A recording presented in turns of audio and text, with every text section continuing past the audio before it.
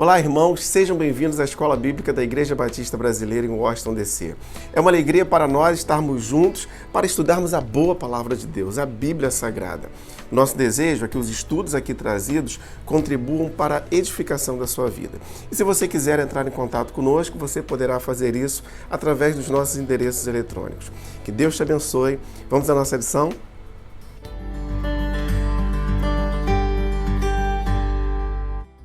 E nós seguimos estudando a revista Compromisso, da editora Convicção. O título da lição de hoje, Deus é Consolador. O Espírito Santo, o Consolador imprescindível. Evangelho de João, capítulo 14, versos de 15 a 20. Antes de entrar especificamente nesse tópico, a título introdutório, eu preciso considerar que estamos estudando ao longo desse trimestre o tema A Doutrina de Deus. Hoje, quando falamos de Deus como Consolador, nós devemos ter um correto entendimento sobre a pessoa do Espírito Santo. O Espírito Santo ele é uma pessoa, como eu já disse, é a terceira pessoa da Trindade. Portanto, ele é Deus. Em Atos capítulo 5, versos 3 e 4, nós compreendemos que o Espírito Santo é Deus, diz assim o texto. Então perguntou Pedro, Ananias, como você permitiu que Satanás enchesse o seu coração, a ponto de você mentir ao Espírito Santo e guardar para si uma parte do dinheiro que recebeu pela propriedade? Pedro aqui, ele está dizendo que Ananias mentiu ao Espírito Santo. E o texto segue. No final do verso 4, Pedro vai dizer o seguinte, você não mentiu aos homens, mas sim a Deus. Mentir ao Espírito Santo é mentir a Deus, pois o Espírito Santo é Deus. E o Espírito Santo ele tem como uma de suas atribuições o consolo. Por isso, ele é o consolador imprescindível a todos nós. Vamos ao texto agora do Evangelho de João, capítulo 14, versos de 15 a 20. Se vocês me amam, obedecerão os meus mandamentos. E eu pedirei ao Pai, e ele lhes dará outro conselheiro para estar com vocês para sempre, o Espírito da Verdade. O mundo não pode recebê-lo porque não o vê nem o conhece. Mas vocês o conhecem, pois ele vive com vocês e estará em vocês. Não os deixarei órfãos, voltarei para vocês. Dentro de pouco tempo, o mundo já não mais me verá. Vocês, porém, me verão, porque eu vivo, vocês também viverão. Naquele dia compreenderão que estou em meu Pai, vocês em mim e eu em vocês. Jesus aqui ele está fazendo uma promessa de que daria um consolador. A ideia do consolador aqui no texto é aquele que caminha ao lado, como um advogado está representando o seu cliente, como um conselheiro, como um motivador, aquele que caminha ao lado das tropas de soldados, motivando para as batalhas, fortalecendo então a cada um de nós. O Consolador, ele estará e habitará sempre conosco. Nos versos 16 e 17 vemos isso. E eu pedirei ao Pai, e ele lhes dará um outro conselheiro, para estar com vocês para sempre, o Espírito da Verdade. O mundo não pode recebê-lo, porque não o vê nem o conhece, mas vocês o conhecem, pois ele vive com vocês e estará em vocês. Jesus, ele nos deixa permanentemente o Espírito Santo, que habita nos homens. Antes não era assim. O Espírito Santo não habitava nos homens, ele capacitava os homens a missões específicas. Esse entendimento é muito claro no Antigo Testamento, em vários textos. Eu cito, por exemplo, Juízes capítulo 6, verso 34, que diz o seguinte, então o Espírito do Senhor apoderou-se de Gideão, e ele com toque de trombeta convocou os abiesritas para segui-lo. Mas e hoje? Hoje o Espírito Santo, o Consolador, ele habita na vida daquele que se entrega a Jesus. Primeira carta de Paulo aos Coríntios, capítulo 6, verso 19. Acaso não sabem que o corpo de vocês é santuário do Espírito Santo que habita em vocês, que lhes foi dado por Deus e que vocês não são de si mesmos? O Consolador é o Espírito da Verdade. Verso 17.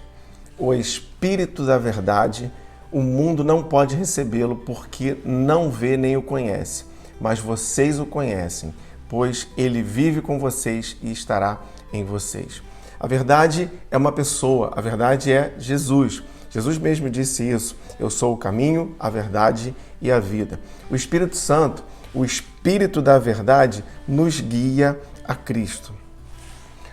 O Consolador nos fará viver, verso 19. Dentro de pouco tempo o mundo já não me verá mais, vocês porém me verão, porque eu vivo, vocês também viverão. Como é maravilhoso ter a certeza de que o Espírito Santo, que habita em nós, nos conduz à verdadeira vida que está em Jesus. E assim como Jesus vive, nós com ele viveremos. O Consolador dará plena comunhão com Deus, verso 20. Naquele dia compreenderão que estou em meu Pai, vocês em mim e eu em vocês. No caminho que o Espírito Santo nos aponta está a plena comunhão com Deus, que se completa plenamente em Cristo. O consolo que nos capacita. Evangelho de João, capítulo 14, verso de 21 ao verso 26. Diz assim o texto: Quem tem os meus mandamentos e lhes obedece, esse é o que me ama. Aquele que me ama será amado por meu Pai, e eu também o amarei e me revelarei a ele. Disse então Judas, não o Iscariotes: Senhor, mas por que te revelarás a nós e não ao mundo? Respondeu Jesus: Se alguém me ama, guardará a minha palavra. Meu Pai o amará, nós viremos a ele e faremos nele morada. Aquele que não me ama não guarda as minhas palavras. Estas palavras que vocês estão ouvindo não são minhas, são do meu Pai que me enviou. Tudo isso lhes tenho dito enquanto ainda estou com vocês, mas o Conselheiro, o Espírito Santo, que o Pai enviará em meu nome, lhes ensinará todas as coisas e lhes fará lembrar tudo que eu lhes disse. O amor é o mais importante dos sentimentos. Ele é o sinal pelo qual os discípulos de Jesus são conhecidos. E essa é uma ação do Espírito Santo na vida do crente, porque esse amor na vida do crente é muito mais do que apenas um sentimento. Ele produz um efeito transformador na vida do salvo. Ele deriva, então, do relacionamento pessoal do salvo com Cristo. Romanos capítulo 5, verso 5. Porque Deus derramou o seu amor em nossos corações por meio do Espírito Santo que Ele nos concedeu. Então, de fato, nós somos capacitados pelo Espírito Santo a amar verdadeiramente. E esse amor só experimenta aquele que entregou a sua vida a Jesus. Ações do Consolador na vida do crente. Evangelho de João, capítulo 14, versos de 27 a 31. Diz assim o texto: Deixo-lhes a paz, a minha paz lhes dou. Não a dou como o mundo a dá. Não se perturbem os seus corações, nem tenham medo. Vocês me ouviram dizer: Vou, mas volto para vocês. Se vocês me amassem, ficariam contentes, porque vou para o Pai, pois o Pai é maior do que eu. Isso eu lhes disse agora, antes que aconteça, para que quando acontecer, vocês creiam. Já não lhes falarei muito, pois o príncipe deste mundo está vindo. Ele não tem nenhum direito sobre mim. Todavia, para que o mundo saiba que amo o Pai e que faço o que meu Pai ordenou. Levantem-se, vamos daqui. Jesus ele nos garantiu que o Consolador nos ensinaria e nos faria lembrar de tudo que havia dito. E além disso, ele nos proporcionará paz celestial. Verso 27, a primeira parte. Deixo-lhes a minha paz lhes dou, não a dou como o mundo a dá. A paz que o Senhor tem para nós, ela não está presa às circunstâncias. Ela é uma paz diferente dessa paz que o mundo está oferecendo. Ela é muito mais elevada. Somente essa paz, ela nos garante a tranquilidade em meio às adversidades. Evangelho de João, capítulo 16, verso 33. Eu lhes disse essas coisas para que em mim vocês tenham paz. Neste mundo vocês terão aflições. Contudo, tenham ânimo. Eu venci o mundo. Outra ação do Consolador na vida do crente é a segurança celestial. Verso 27, parte B. Não se perturbem os seus corações, não tenham medo. A segurança que o Consolador nos dá, ela está além das situações que vivemos, pois o Senhor, o Consolador, ele nos guia em amor. Salmo 23, verso 3. Guia-me nas veredas da justiça por amor do teu nome. O crente tem esperança celestial, verso 28, a parte A. Vocês me ouviram dizer, vou, mas volto para vocês. A certeza que Jesus voltará é o combustível que fortalece e anima o crente. Segunda carta de Paulo aos Tessalonicenses, capítulo 2, versos 16 e 17. Que o próprio Senhor Jesus Cristo e Deus, nosso Pai, que nos amou e nos deu eterna consolação e boa esperança pela graça, dê ânimo aos seus corações e os fortaleça para fazerem sempre o bem, tanto em atos como em palavras. Alegria celestial, a parte B do verso 28, diz assim o texto. Se vocês me amassem, ficariam contentes porque eu vou para o Pai, pois o Pai é maior do que eu. Com a certeza do retorno de Cristo para nos buscar e vivermos então com Ele eternamente, vem a alegria no coração do crente. Filipenses capítulo 3, verso 20. A nossa cidadania, porém, está nos céus, de onde esperamos ansiosamente um Salvador, o Senhor Jesus Cristo. Profecia celestial, o verso 29. Isso eu lhes disse agora, antes que aconteça, para que quando acontecer, vocês creiam. O crente não está mais preocupado com os seus anseios pessoais, mas ele então passará a atentar para o que é celeste, e ali estará a sua esperança. O crente tem identidade celestial, verso 30. Já não lhes falarei muito, pois o príncipe deste mundo está vindo. Ele não tem direito sobre mim. O mundo tem o seu governante, o seu príncipe, como o texto fala, mas os crentes não pertencem a ele. O príncipe deste mundo não tem nenhum direito sobre a vida dos crentes, porque a nossa identidade não é apenas terrena, ela é celestial. Amor celestial. Verso 31, a primeira parte, diz assim: Todavia, para que o mundo saiba que amo o Pai e que faço o que o meu Pai me ordenou. O amor do céu, ele envolve comunhão, submissão, obediência. Deus ama a todos e esse amor é derramado em nossos corações pelo Espírito Santo. E o Consolador age na vida do crente de modo a ter uma atitude celestial. O verso 31, a parte B. Nessa expressão que diz, levantem-se, vamos daqui. Essa expressão ela tem muito sentido, pois aqui não é o nosso lugar. E assim, as nossas atitudes, elas devem ser diferentes. Elas devem ser mais elevadas. Elas devem ser atitudes celestiais, pois aqui não é o nosso lugar. A função do Consolador no mundo. Evangelho de João, capítulo 16, versos de 1 a 14. Quando ele vier, convencerá o mundo do pecado, da justiça e do juízo. Do pecado, porque os homens não creem em mim. Da justiça, porque vou para o Pai e vocês não me verão mais. E do juízo, porque o príncipe deste mundo já está condenado. Tenho ainda muito o que lhes dizer, mas vocês não o podem suportar agora.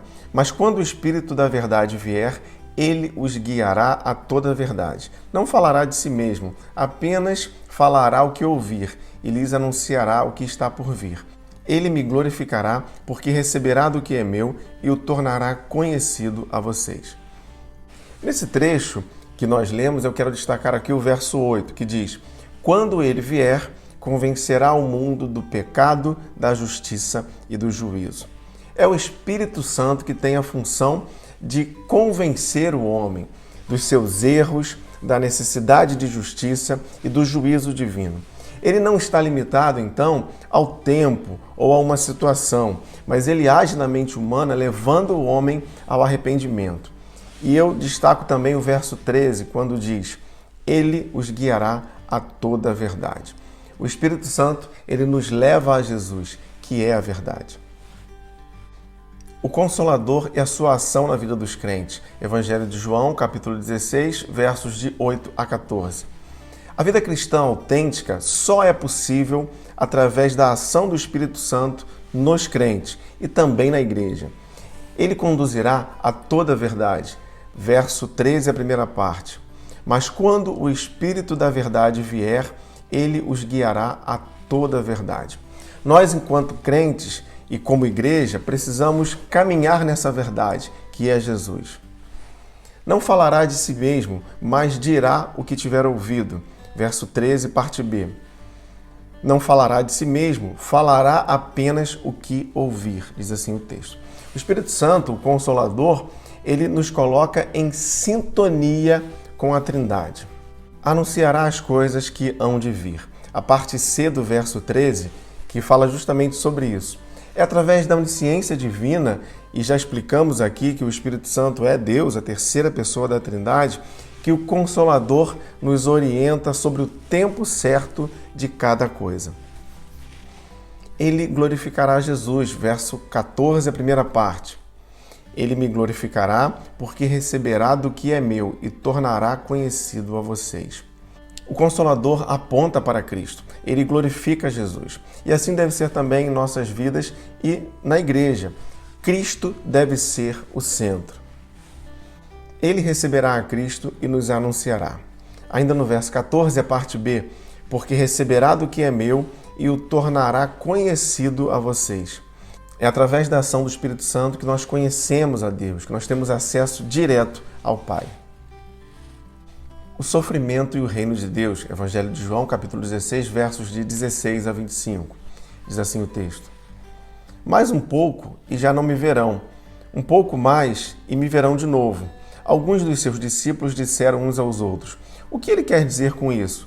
Mais um pouco me verão e um pouco mais e me verão de novo. E por que vou para o Pai? E perguntavam, o que quer dizer um pouco mais? Não entendemos o que ele está dizendo. Jesus percebeu que desejavam interrogá-lo a respeito disso, pelo que lhes disse, vocês estão perguntando uns aos outros o que quis dizer quando falei, mais um pouco e me verão, mais um pouco e me verão de novo? Digo-lhes que certamente vocês chorarão e se lamentarão, mas o mundo se alegrará. Vocês se entristecerão, mas a tristeza de vocês se transformará em alegria. A mulher que está dando à luz sente dores, porque chegou a sua hora. Mas quando o bebê nasce, ela esquece a angústia por causa da alegria de ter nascido no mundo um menino. Assim acontece com vocês. Agora é hora de tristeza para vocês, mas eu os verei outra vez. E vocês se alegrarão, e ninguém lhes tirará essa alegria. Naquele dia, vocês não me perguntarão mais nada. Eu lhes asseguro que o Pai lhes dará tudo o que pedirem em meu nome. Até agora vocês não me pediram nada em meu nome. Peçam e receberão, para que a alegria de vocês seja completa. Embora eu tenha falado por meio de figuras, vem a hora em que não usarei mais esse tipo de linguagem, mas falarei abertamente a respeito do meu Pai. Falar sobre o sofrimento do crente é algo que deixa algumas pessoas desconfortável, por pensarem que o cristão ele não poderia padecer sofrimento algum. Geralmente essas pessoas tentam atribuir o sofrimento na vida do crente como decorrente a uma falha ou mesmo um pecado. O fato é que o próprio Jesus, ele aqui está nos ensinando no verso 33, neste mundo vocês terão aflições, contudo, tenham ânimo, eu venci o mundo. Então o sofrimento ele deve ser visto sobre o prisma correto. No verso 16 nós lemos que Jesus também está declarando, mais um pouco e já não me verão, um pouco mais e me verão de novo. Jesus está iniciando aqui esse trecho falando da sua ausência, que não seria definitiva. O sofrimento, então, durante esse período, deve ser suportado. E veremos aqui alguns motivos. O sofrimento se transformará em alegria, verso 20.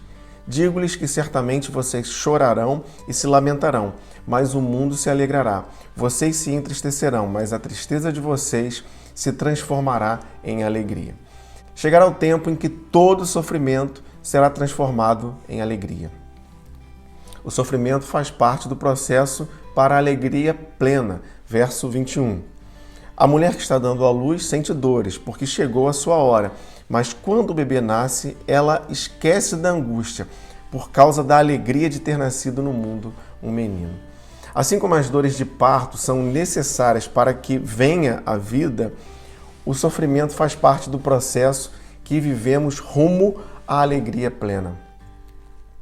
O sofrimento será completamente esquecido. Ainda no verso 21, bem como as dores de parto são esquecidas, quando se encontra a alegria do nascimento de um bebê, todo sofrimento que vivemos hoje não será mais lembrado quando estivermos vivendo a plena alegria de estarmos com Cristo em glória. Alegria inexpugnável, insuperável. Verso 22. Assim acontece com vocês. Agora é hora de tristeza para vocês, mas eu os verei outra vez, e vocês se alegrarão, e ninguém lhes tirará essa alegria. Nada pode tirar a alegria que o Senhor tem para nós, os crentes em Cristo. O conhecimento será pleno, verso 23 e verso 25. Naquele dia vocês não me perguntarão mais nada. Eu lhes asseguro que o meu Pai lhes dará tudo o que pedirem em meu nome. Embora eu tenha falado por meio de figuras, vem a hora que não usarei mais esse tipo de linguagem, mas lhes falarei abertamente a respeito de meu Pai. Tudo que sabemos hoje é apenas um reflexo, uma sombra da realidade. Mas chegará o dia que estaremos diante do Pai, juntos com Ele. Nós o veremos face a face. E aí então saberemos de tudo, aprenderemos dele e o conhecimento será pleno. Apocalipse, capítulo 22, versos 3 e 4. Já não haverá maldição nenhuma. O trono de Deus e do Cordeiro estará na cidade, e os seus servos o servirão. Eles verão a sua face, e o seu nome estará em suas testas. Que o Senhor nos abençoe através do estudo da sua palavra. Vamos orar mais uma vez. Feche seus olhos. Te louvamos, ó Deus, porque Tu és um Deus consolador, que nos capacita, que age nas nossas vidas, um Deus que nos guia, um Deus que nos transforma segundo o Teu querer. Te louvamos porque chegará o dia que o veremos face a face, que estaremos deixando de lado todo esse sofrimento momentâneo, todas essas situações que muitas vezes são difíceis. Nesse momento eu coloco, junto com meus irmãos, as nossas situações difíceis em Tuas mãos, pedindo que o Senhor haja segundo o Teu querer. Pai, que até o dia da volta de Jesus nós possamos viver unicamente para a Tua honra e glória, com tudo o que fizermos. Pai, eu oro assim, em nome de Jesus. Amém.